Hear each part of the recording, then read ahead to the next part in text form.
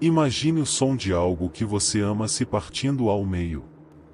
Não estou falando de um osso, nem de um coração, embora a dor seja estranhamente similar. Estou falando de madeira. Abeto, jacarandá, verniz e cordas de aço sob tensão. Aquele estalo seco, feio, irreversível. É um som que ecoa na alma de qualquer um que já construiu algo com as próprias mãos ou que já depositou sua identidade em um objeto físico. Há uma violência silenciosa nisso, uma espécie de profanação. E o pior não é o som em si, mas a total indiferença de quem o provocou. Você está assistindo a tudo através de uma janela de vidro duplo que não pode ser aberta, preso em um assento apertado, com o cinto afivelado, gritando para ninguém. É a definição moderna de impotência. Todos nós já estivemos nessa cadeira. Todos nós já fomos Dave Carroll em algum momento de nossas vidas, mesmo que você nunca tenha tocado um acorde sequer. Você sabe como é a sensação. A sensação de ser apenas um número em uma planilha de Excel, uma estatística de perda aceitável para uma corporação que movimenta bilhões. Você liga para o atendimento ao cliente e ouve aquela música de espera distorcida, aquela voz robótica dizendo que sua ligação é muito importante, enquanto cada minuto que passa é um insulto à sua inteligência e ao seu tempo. É o labirinto burocrático desenhado especificamente para fazer você desistir, para fazer você engolir o prejuízo e ir embora. Porque, para eles, você é pequeno. Você é invisível. Você é substituível. Mas o que acontece quando o pequeno decide que não vai mais ser invisível? O que acontece quando a frustração se transforma em algo mais refinado, algo mais perigoso do que um processo judicial ou uma carta de reclamação? Estamos na primavera de 2008. O cenário é o aeroporto O'Hare, em Chicago. Um lugar cinzento, movimentado, industrial. Dave Carroll, um músico canadense da banda Sons of Maxwell, está viajando para Nebraska. Ele não é uma superestrela mundial, não tem advogados de terno caro a tiracolo, nem uma equipe de relações públicas. Ele é apenas um cara com seu violão. E não é qualquer violão. É um Taylor 710, um instrumento de $3.500, mas cujo valor real é incalculável porque carrega as memórias, as canções e o sustento de seu dono. Enquanto o avião aguarda na pista, aquela espera interminável antes da decolagem, uma mulher na fileira de trás olha pela janela e grita algo que faria o sangue de qualquer músico gelar. Ela diz: "Meu Deus, eles estão arremessando violões lá fora." Dave olha. E o que ele vê é um pesadelo em câmera lenta. Os carregadores de bagagem da United Airlines não estão transferindo as malas. Eles estão jogando. Estão competindo. Estão tratando caixas rígidas contendo instrumentos delicados como se fossem sacos de lixo indestrutíveis. Ele vê seu estojo voar pelo ar, descrever um arco perfeito de negligência e aterrissar com violência no concreto frio da pista. Naquele momento exato, algo se quebrou. Não foi apenas a madeira do violão. Foi o contrato social implícito de que, se você paga por um serviço, você merece o mínimo de respeito. Dave tentou alertar a comissária de bordo. A resposta dela foi um dar de ombros, uma barreira de gelo institucional. Ela não podia fazer nada. O piloto não podia fazer nada. O sistema estava blindado contra a empatia. O que eles não sabiam, o que ninguém naquela aeronave poderia prever, é que aquele arremesso descuidado estava prestes a se tornar o erro de relações públicas mais caro da história da aviação moderna. Eles quebraram a madeira, mas acenderam um pavio. E a explosão não viria com fogo, viria com música. Imagine o som do cinto de segurança sendo desafivelado. Aquele clique metálico que geralmente sinaliza o fim de uma jornada e o início do alívio. Para a maioria dos passageiros naquele voo aterrissando em Omaha, o clique significava que eles estavam em casa ou que as férias tinham começado. Para Dave Carroll, aquele som foi o início de um pesadelo que duraria quase um ano. Ele correu para a esteira de bagagens, aquele carrossel hipnótico onde as esperanças de integridade física dos nossos pertences giram em círculos. Quando o estojo do violão apareceu, o coração dele afundou. Não era apenas uma caixa. Era a ferramenta de trabalho dele. Era a extensão da sua alma criativa. E quando ele abriu aquele estojo, a realidade o atingiu com a força de um soco no estômago. A base do seu violão Taylor de $3.500 estava esmagada.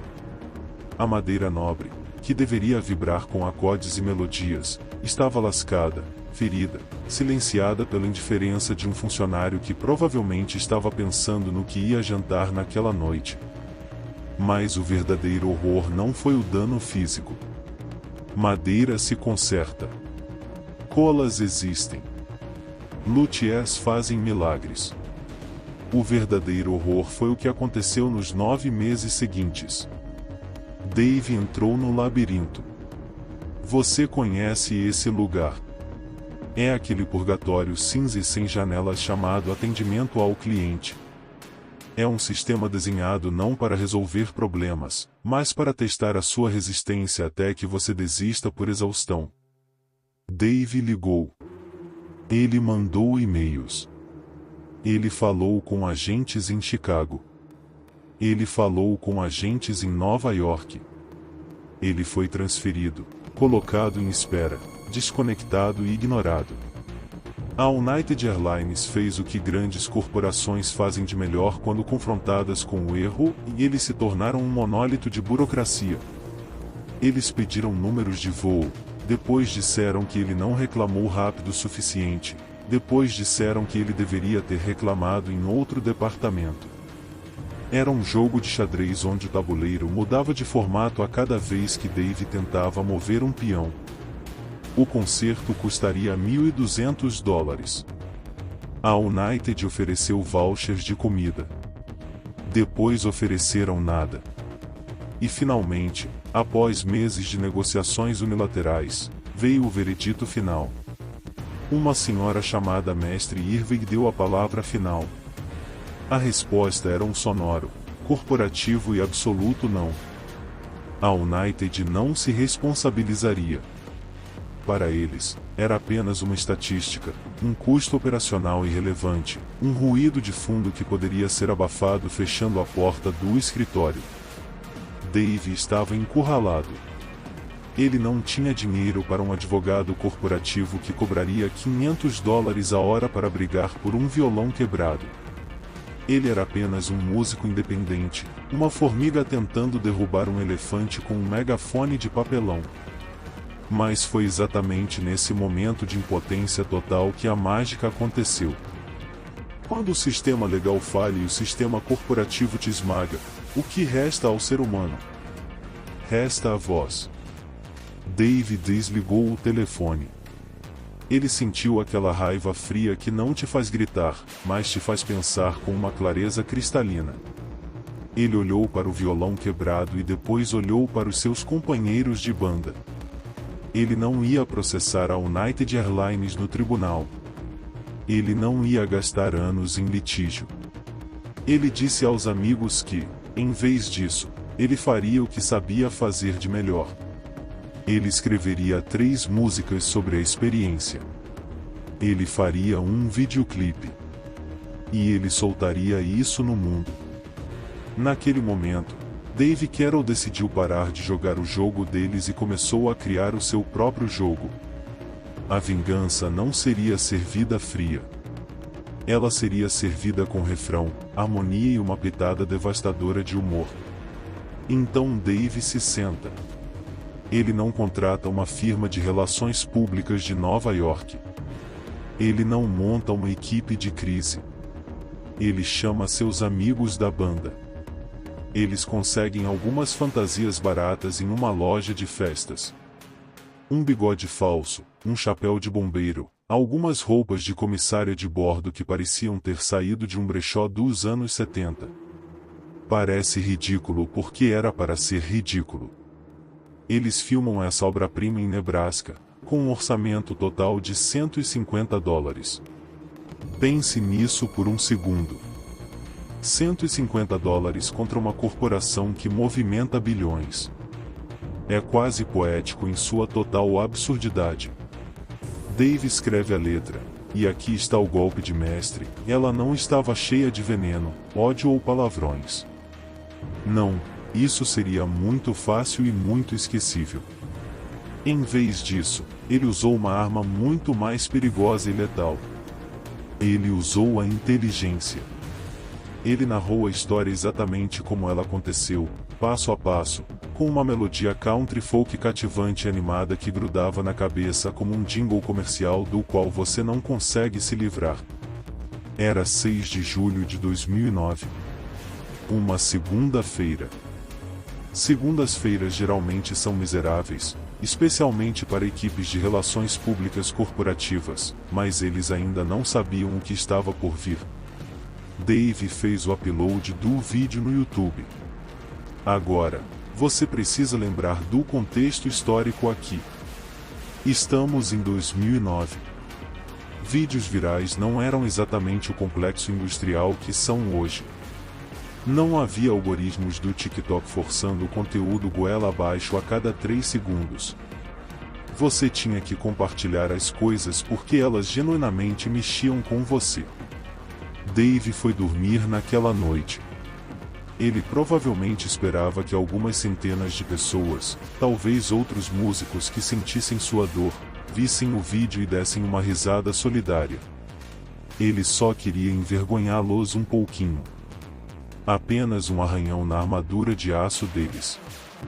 Mas o universo tem um senso de humor peculiar.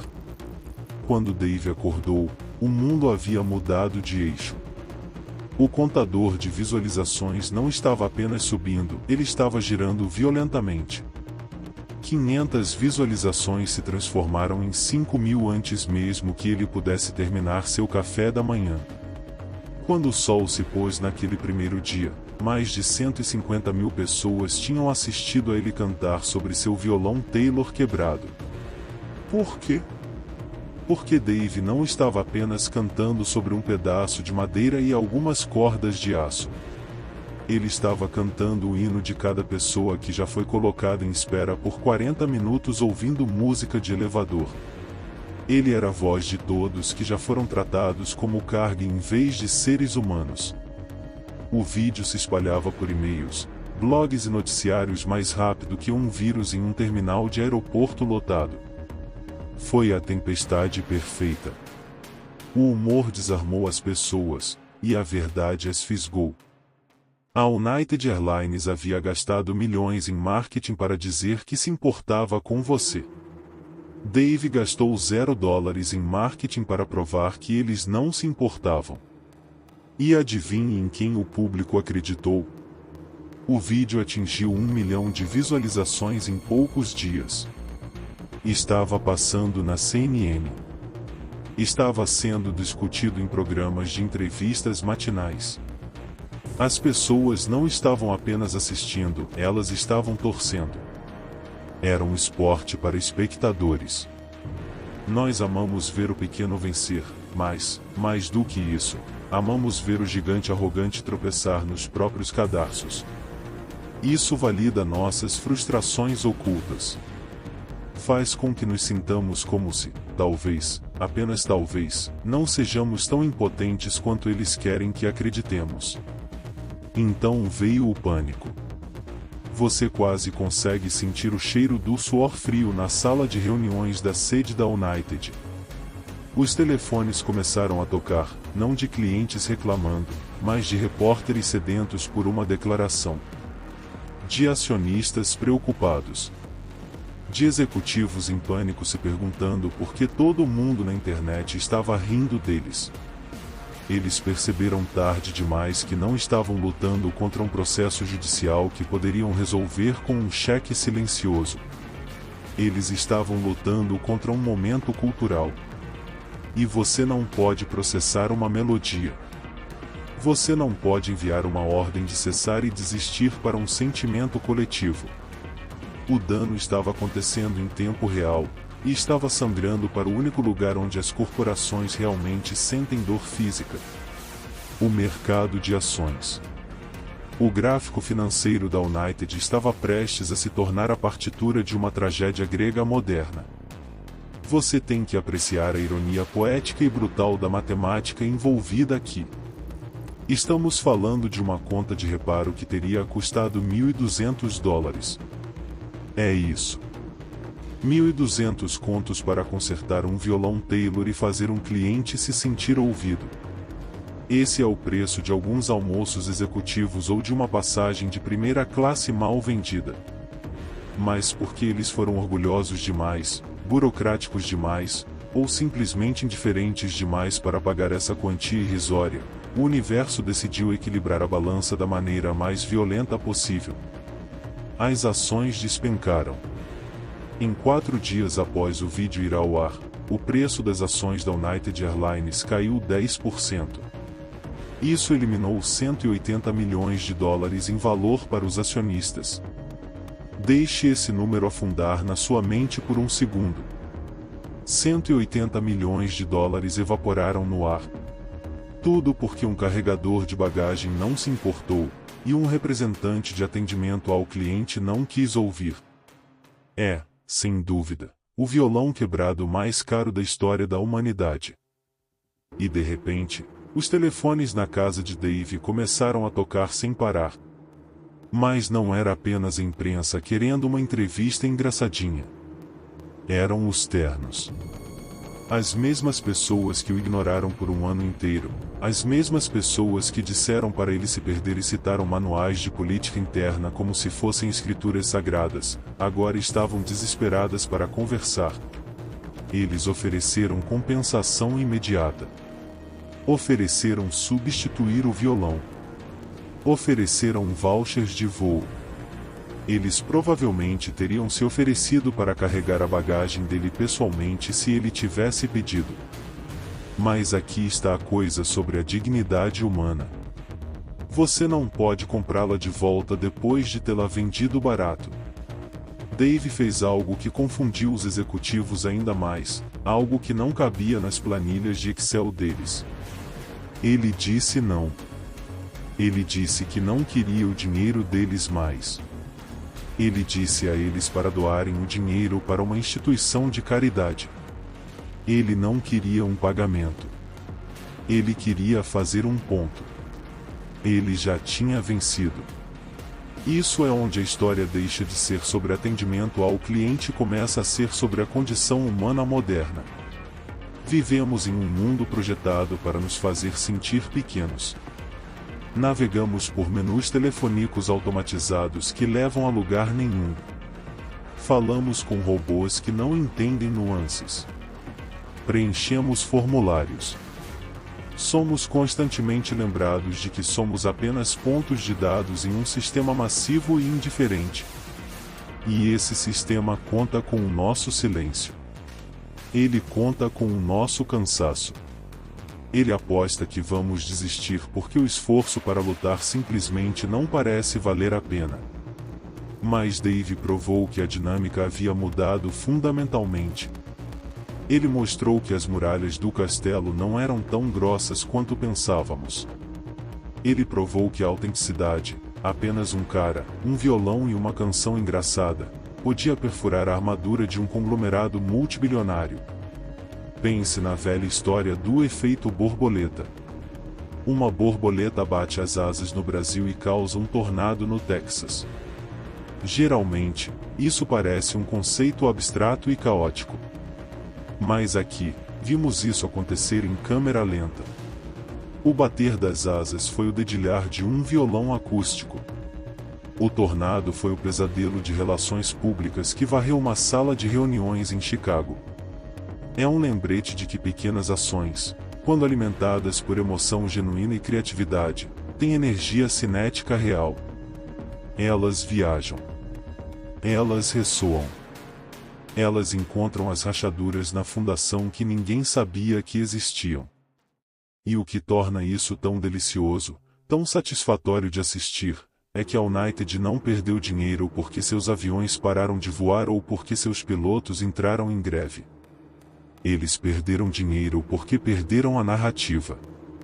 Eles perderam a confiança.